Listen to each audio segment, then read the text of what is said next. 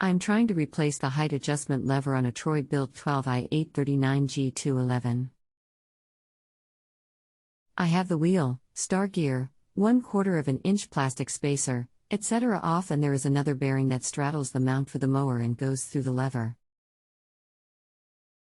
How do I get this off? What's the make and model of the mower? And can you guesstimate how old it is? 2009 troy-bilt model 12i839G211. Do you plan on doing the work yourself? I am midway through the replacement. Anything else we should know to help you best? I'm trying to replace the height adjustment lever on a troy-bilt 12i839G211.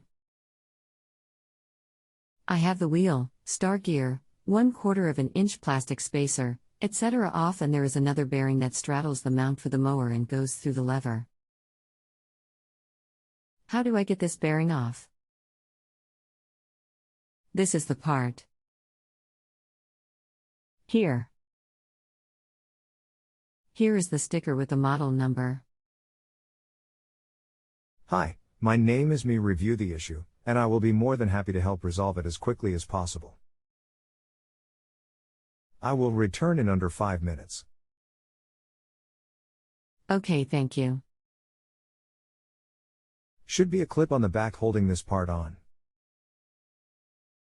Here is a link to a diagram with the parts listed and the order they go on: https:/www.partstree.com/parts/troy-bilt/mowers walk-behind lawn mower/12i839G211 troy-bilt self-propelled walk-behind mower 2009/drive system/. Is the black plastic U-shaped clip it in between the adjustment spring and the mower? If so, it is out. I was talking about piece number 19. Or is it a metal U-clip inside the mower? No, this is number 20, the retainer clip. Okay, thank you. I see it. Let me know if you need anything further.